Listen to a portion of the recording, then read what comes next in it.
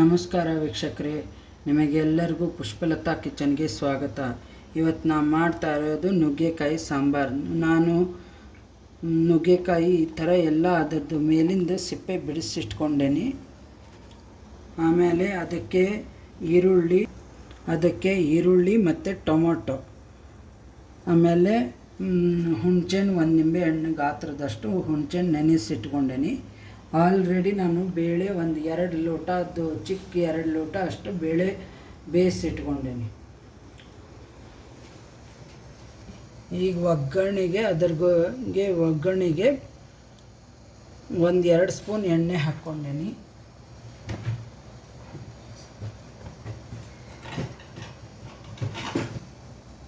ಎಣ್ಣೆ ಕಾಯ್ದಿದೆ.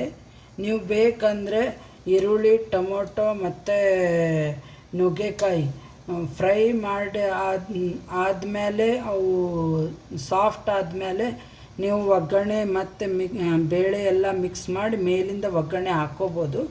ನಾನು ಫಸ್ಟಿಗೆ ಒಗ್ಗರಣೆ ಹಾಕ್ತಾಯಿದ್ದೀನಿ.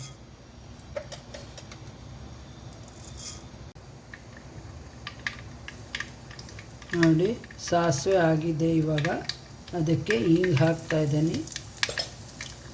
ಒಂದು ಸ್ವಲ್ಪ ಹಿಂಗು. ಇವಾಗ ಈರುಳ್ಳಿ ಹಾಕ್ತಾಯಿದ್ದೀನಿ. ಒಗ್ಗರಣೆ ಆಗಿದೆ.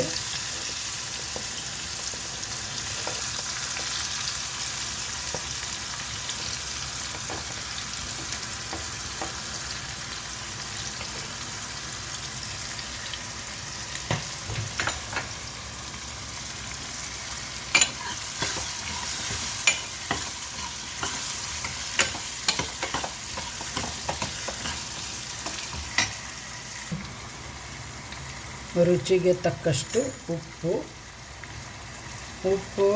ಈ ಈರುಳ್ಳಿ ಬೇಯಬೇಕಾದ್ರೆ ಉಪ್ಪು ಹಾಕಿದರೆ ಬೇಗನೆ ಬೇಯುತ್ತೆ ಈರುಳ್ಳಿ. ಇವಾಗ ಟೊಮೊಟೊ ಹಾಕ್ತಾಯಿದ್ದೀನಿ.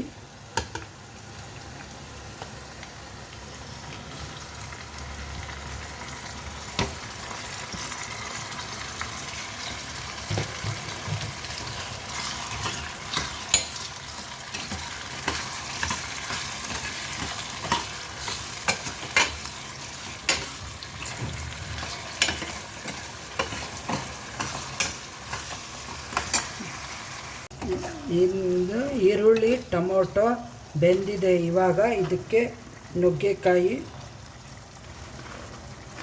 ನೀವು ಬೇಕಾದರೆ ಒಂದು ನೀರಲ್ಲೇ ಸಪ್ರೇಟಾಗಿ ಬೇಯಿಸಾದರೂ ಮಾಡ್ಕೋಬೋದು. ಈ ಥರ ಮಾಡಿದರೆ ಇನ್ನೂ ಚೆನ್ನಾಗಿರುತ್ತೆ.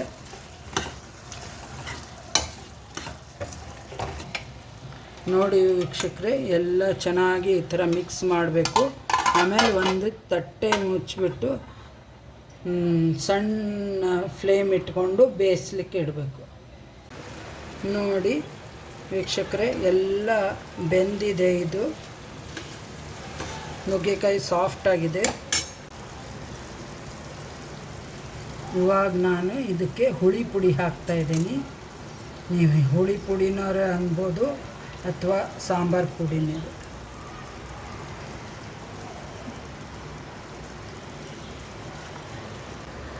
ಇವಾಗ ನಾನು ಇದು ಹುಣಸೆಹಣ್ಣಿನ ಲಿಕ್ವಿಡ್ ಹಾಕ್ತಾಯಿದ್ದೀನಿ.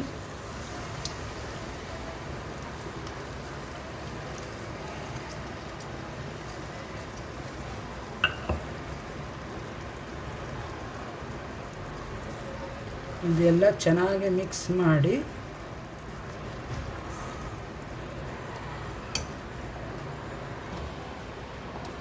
ಇವಾಗ ಇದಕ್ಕೆ ಹಾಕಬೇಕು. ನೋಡಿ, ಎಲ್ಲ ಹಾಕಿದ್ದೇನೆ. ಇವಾಗ ನೋಡಿ, ಬೆಲ್ಲ ಹಾಕ್ತಾಯಿದ್ದೀನಿ.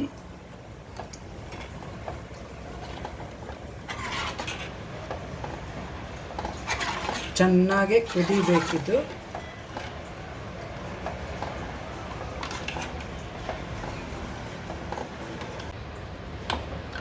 ನೋಡಿ, ಈ ಥಿಕ್ನೆಸ್ ಬರಬೇಕು.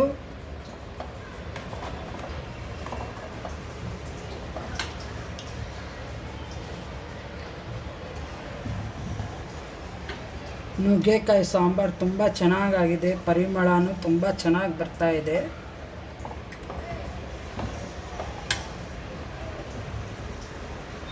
ಸಬ್ಸ್ಕ್ರೈಬ್ ಮಾಡಿ. ನಿಮಗೆ ಈ ವಿಡಿಯೋ ಇಷ್ಟವಾದಲ್ಲಿ ಬೆಲ್ ಐಕಾನ್ ಕ್ಲಿಕ್ ಮಾಡಿ. Thank you.